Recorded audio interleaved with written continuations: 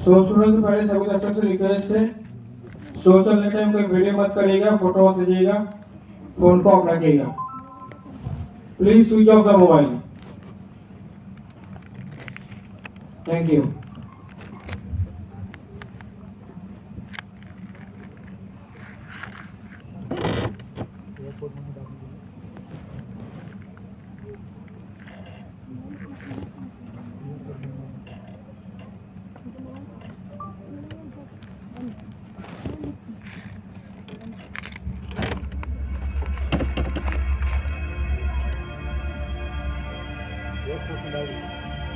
देवियों, सज्जनों और नन्हे दोस्तों, नए रूप में सुसज्जित कोलकाता के एमपी बिड़ला तारामंडल में आपका स्वागत है। सभ्यता के प्रारंभ से ही मानव मस्तिष्क रात के आकाश को देख अचंभित रहा। सदियों तक नक्षत्रों का निरीक्षण करने के बाद पूर्वजों ने बनाई कुछ विशाल इमारतें जो कैलेंडर और वेधशालाओं के काम आई।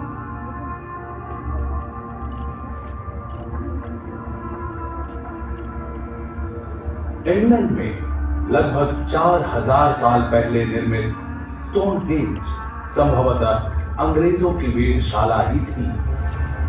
प्राचीन माया सभ्यता द्वारा लगभग 1000 ईस्वी में निर्मित इस पिरामिड से नक्षत्रों और समय की गति का अध्ययन होता था।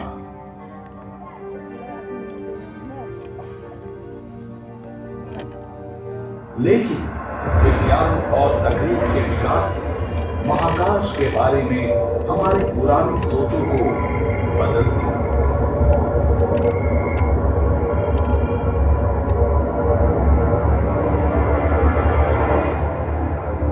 चलिए आज के समय की शुरुआत हम कोलकाता के क्षितिज पर हो रहे सूर्यास्त से करते हैं। संध्या काल का आकाश हमें संकेत देता है आने वाले अंधकार का।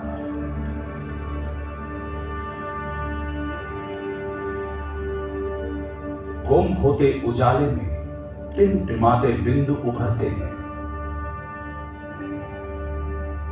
जल्दी ही हमें रात्रि का शानदार आकाश दिखने लगेगा।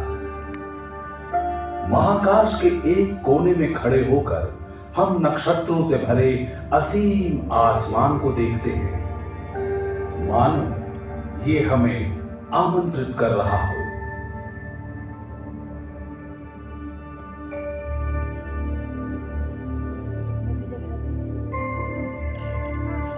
अगर हम गौर से देखें तो पाएंगे कि कुछ तारे जरा बड़े हैं और दूसरों की तरह टिमटिमाते भी नहीं हैं। सदियों पहले हमारे पूर्वजों ने देखा कि ये तारे एक वक्राकार पथ में आगे बढ़ते रहते हैं। हर रात, महीने दर महीने। प्राचीन ग्रीक पर्यवेक्षकों की नजर में ये थे घूमने वाले गतिशील ग्रह।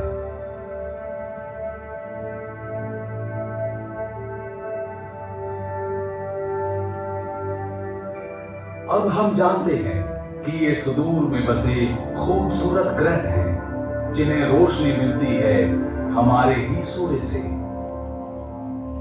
जैसे जैसे समय गुजरता है पूरा आसमान पूर्व से पश्चिम की ओर बढ़ता है, लेकिन ये आसमान नहीं घूमता, बल्कि हमारी धरती पश्चिम से पूर्व की दिशा में परिभ्रमण करती है।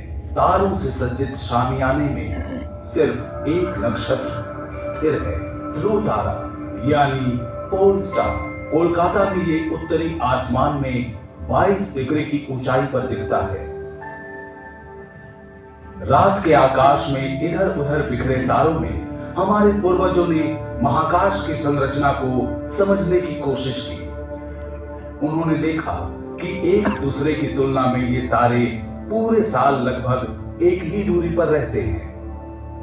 आसमान में एक दिशा सूचक सा बनाने के लिए उन्होंने नजदीक स्थित तारों के समूह को लेकर 88 संरचनाएं बनाई और उन्हें काल्पनिक रेखाओं से जोड़ा।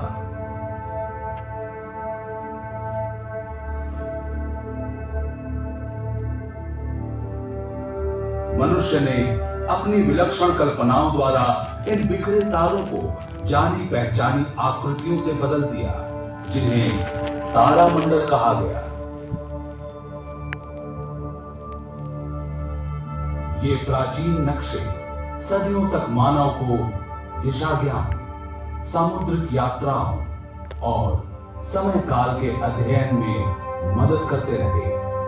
इन तारामंडलों को लेकर मिथकीय कहानियां गढ़ी जाने लगी और महाकाश पर्यवेक्षकों ने उन्हें मौसम परिवर्तन, बाढ़ और फसलों की बुआई और कटाई से जोड़ना शुरू कर दिया।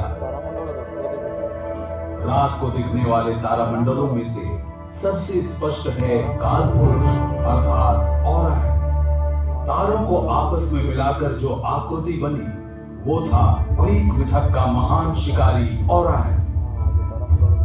इस शिकारी की कमर की सिधाई में दिखने वाले 3 चमकीले तारे दुनिया के कोने कोने में महत्व रखते हैं। आज आसमान में दिखने वाले अन्य तारामंडल हैं आर्सा मेजर या ग्रेट बेयर कॉन्स्टेलेशन, जिसे भारत में सप्तर्षि मंडल कहते हैं, कैसियोपिया रानी,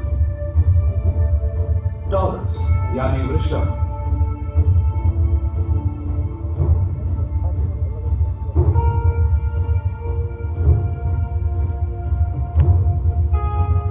सिग्नस यानी हंस।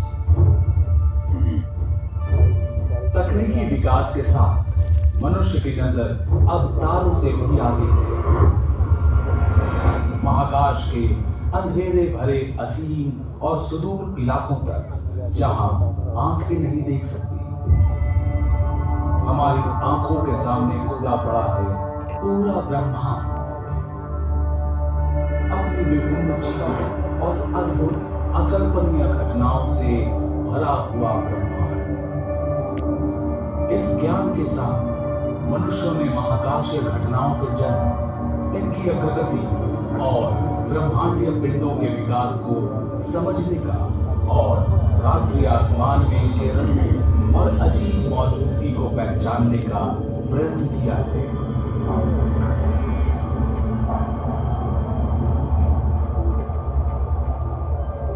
चलिए अब हम चलते हैं अनगिनत विविधताओं से भरे हैरत अंगेज महाकाश में।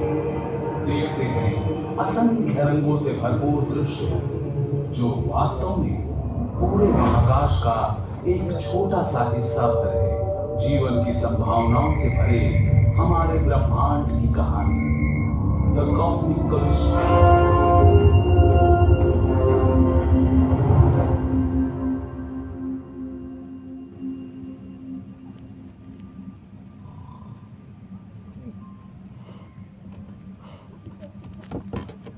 महाकाशीय सागर के एक किनारे खड़े होकर नक्षत्र बहुत शांत दिखते हैं। लगता है ब्रह्मांड में सब कुछ अनुशासित है। जब रात के अंधेरे में अचानक ही कुछ नया दिखता है तो हमें हैरत होती है। आसमान में धूमकेतु के आने से हमारे पूर्वज हमेशा आतंकित होते थे। सन 1631 में जब विसुवियस पर्वत का शिखर ध्वस्त हुआ तो उसके जलते लावा से इटली के 2 शहर बर्बाद हो गए। उस समय एक धूमकेतु दिखा और इस अजनबी घुसपैठिए को ही इस विनाश और विस्फोट का दोषी माना गया। 1665 ईस्वी में लंदन के लोगों ने प्लेग में हुई मौतों के लिए भी एक धूमकेतु को ही जिम्मेदार माना था। पहले लोग सोचते थे कि ऐसे धूमकेतु अशुभ होते हैं, किसी अनहोनी को जन्म देने वाले। आज हम जानते हैं कि धूमकेतु शुरू में सूर्य की परिक्रमा करने वाली बर्फीली चट्टानों के टुकड़े होते हैं, हमारे सौर मंडल के ग्रहों से काफी दूर। अगर इनमें से कोई सूर्य की गर्मी के नजदीक वाले परिक्रमा पथ में खींचा आता है तो बर्फीली सतह ठोस से गैस बन जाती है। पीछे छोड़ते हैं चट्टान और धूल से भरी मीलों लंबी पूंछ। लेकिन धूमकेतु की पूंछ के चट्टानी टुकड़े, जो उल्का पिंड कहलाते हैं, धरती के वातावरण से टकराएंगे। टकराते ही ये जल उठेंगे, ज्वलंत उल्काओं का स्रोत फूटेगा।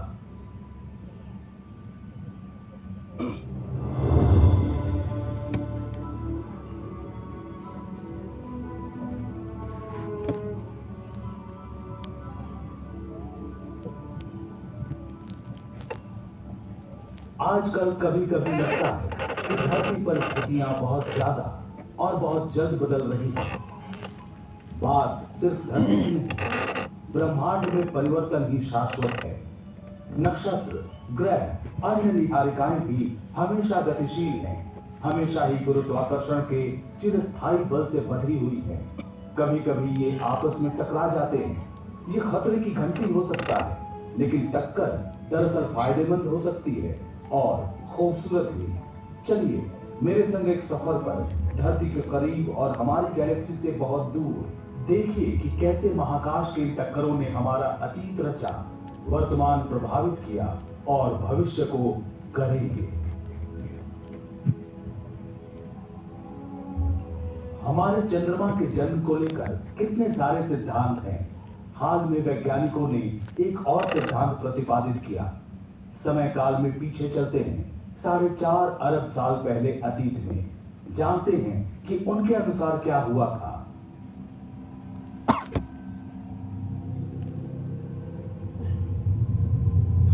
हम जिस पृथ्वी को देख रहे हैं वो युवा है, अभी भी गठन की प्रक्रिया में है, जहां जीवन अभी तक नहीं पनपा।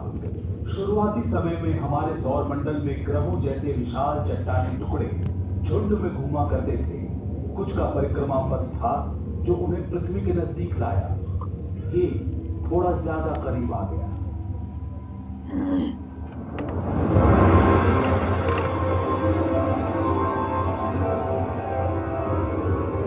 इस टक्कर से पृथ्वी लगभग नष्ट हो गई। अंतरिक्ष में फैला पिघला हुआ लावा, ज्यादातर लावा वापस विध्वस्त ग्रह पर गिरा।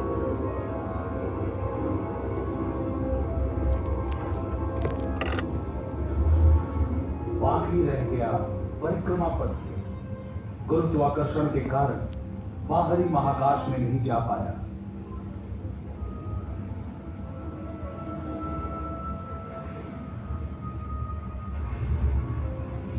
जब ये खुरदुरे चट्टान धरती के चारों ओर घूमने लगे, गुरुत्वाकर्षण ने इन्हें एक साथ किया। ये टकराते गए, जुड़ते गए, इनका आकार बड़ा होता गया।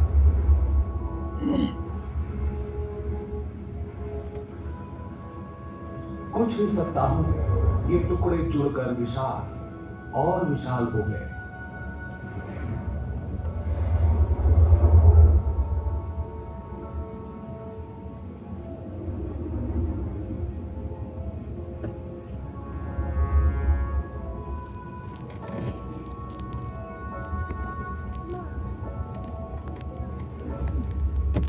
एक महीने से भी कम समय में आकार अविश्वसनीय हो गया। चांद का जन्म हुआ।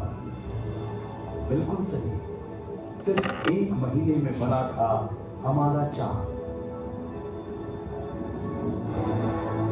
ये है आज का चंद्रमा। सोचकर अचरज होता है कि एक भयानक टक्कर के कारण आज रात का आसमान चांदनी बिखेरता है, लेकिन ये सच है। कारण हजार